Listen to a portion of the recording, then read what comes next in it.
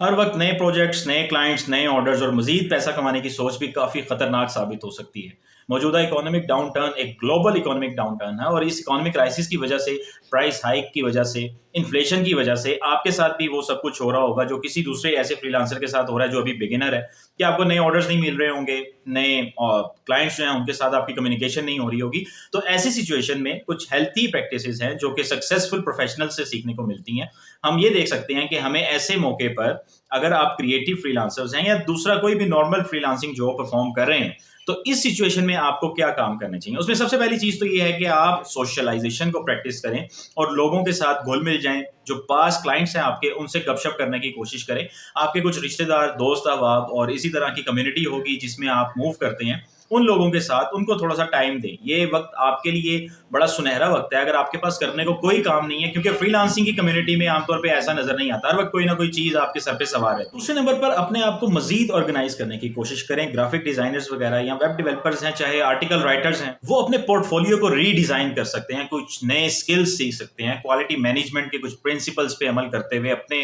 Process को, overall process को, जिसमें वो क्लाइंट से पहले इंटरेक्शन के बाद से उसका काम करने तक और फिर काम को डिलीवर करने तक का जो प्रोसेस है, उसको मजीद इंप्रूव कर सकते हैं, उसकी क्वालिटी को, परफॉर्मेंस डिलीवरी को इंक्रीज कर सकते हैं। अगर आपका पोर्टफोलियो जो है वो इतना ऑर्गेनाइज नहीं है कि कोई भी पहली मरतबा उसे देखते ही फाइनल कर ले, किसी बंदे से काम करवाना है, तो आप कुछ नई प्रोफाइल्स यूज कर सकते हैं, नए लोगों को बेंच मार्क कर सकते हैं। उसके अलावा नए स्किल सीखना तो बिल्कुल हर दौर में ही जरूरी रहता है। अपने आप को आउटडेटेड होने से बचाने के लिए, अपने स्किल्स को ऑब्सोलीट होने से बचाने के लिए ये बहुत इंपॉर्टेंट चीज है। मिसाल के तौर पर जैसे डिजाइनर्स हैं, अब जब तक तो कैनवा नहीं था और इतना कॉमन नहीं, उसको लोगों को उसका आइडिया नहीं था, तब तक तो हर शख्स को आपकी जरूरत पड़ती थी। अब क्या हुआ है कि क्लाइंट्स को बहुत बुनियादी जो चीजें हैं वो वैसे ही ऑलरेडी हैंडमेड, बनी बनाई, रेडीमेड मिल जाती हैं ऑनलाइन और वो उसको एक्सेस कर लेते हैं। तो ऐसे वक्त में ये जरूरी है कि आप गैप्स को आइडेंटिफाई करेंगे। इस वक्त कैनवा किन नीड्स को फुलफिल नहीं कर रहा, उनके ऊपर ज्यादा काम करें। इसी तरह जैसे कंटेंट राइटर्स हैं, तो जब तक एआई, आर्टिफिशियल इंटेलिजेंस के टूल जैसे ये चैट जीपीटी वगैरह नहीं थे, उस वक्त तक तो क्लाइंट को आपकी जरूरत पड़ती थी, वो आपके पास आता था आपसे कॉन्टैक्ट लिखवाने के लिए, लेकिन अब वो खुद भी चैट जीपीटी यूज कर सकता है। तो चैट जीपीटी के जो उसके कुछ ऐसे गैप्स हैं या कुछ ऐसी चीजें हैं जो क्लाइंट्स के लिए पेन पॉइंट्स बन सकते हैं, उन चीजों के ऊपर काम करें कि अभी भी कॉपी राइटिंग को, एड्स कॉपीज को, सेल्स कॉपीज को या आपके कंटेंट को आउटडेटेड होने से बचाने के लिए ऐसे कौन से टैक्टिक्स हैं वो सीखने की कोशिश करें जिस उस वक्त में जिसमें आपके पास कोई ऑर्डर नहीं है या कोई काम नहीं। चौथे नंबर पे यही वो टाइम होता है जो बहुत मौजूद होता है किसी भी पैशन प्रोजेक्ट के ऊपर काम करने के लिए। ऐसी बहुत सारी ख्वाहिशात होती हैं, ऐसे जज्बात होते हैं, ऐसे गोल्स होते हैं जो बज़ाहिर तो आपको उनको कंप्लीट करके कोई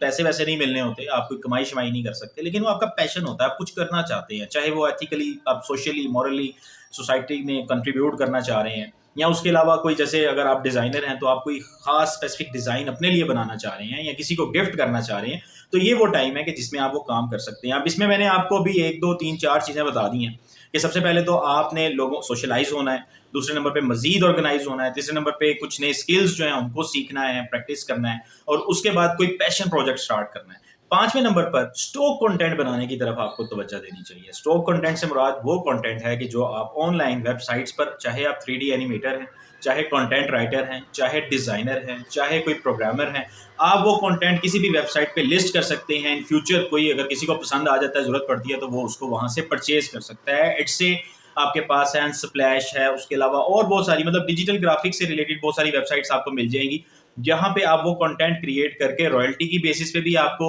लॉन्ग टर्म और स्ट्रेटेजिक बेनिफिट्स हैं इस चीज के कि आपको कुछ ना कुछ कमीशन, कुछ ना कुछ पेमेंट्स मिल सकती हैं इस हवाले से भी। तो आप ऐसा कंटेंट भी ऐसे टाइम में क्रिएट कर सकते हैं जब आपके पास करने के लिए कोई और काम नहीं है। लेकिन इस सब के दौरान भी ये लाजमी याद रखें कि आपकी हसल अच्छी चीज़ है कि आप किसी भी वक्त बेकार नहीं बैठना चाहते, अपना टाइम वेस्ट नहीं करना चाहते, फजूल नहीं बैठना चाहते, लेकिन फिर भी एक इंसान होने की हैसियत से आपको ज़रूरत है कुछ फ्री टाइम की, लेजर टाइम की, वो बिल्कुल आपने स्पॉइल नहीं करना अपना। मतलब मूवीज़, ड्रामे, फिल्में, आना जाना, खेलना, लोगों में घुलना मिलना, ये सारी चीज़ें भी आपकी ज़िंदगी का एक लाजमी जुज़्व होनी चाहिए, रोज़ाना की बुनियाद पर ना सही, हफ्ते की बुनियाद पर, लेकिन बहरहाल इन सब चीज़ों का भी कुछ ना कुछ हिस्सा होना चाहिए। तो आपका फ्री टाइम जो है वो बिल्कुल भी फ्री टाइम नहीं रहेगा। आपको बिल्कुल ऐसा नहीं लगेगा कि आपने कोई टाइम जो है वो वेस्ट कर दिया या आपने कोई नई वैल्यू गेन नहीं की। अगर आप इन प्रैक्टिसेस को फॉलो करते हैं तो यकीनन, बावजूद इसके कि आपके पास कुछ दिन के लिए काम ना हो, आपके पास बहुत सारे ऐसे काम होंगे जो आपको पुरसुकून रखेंगे।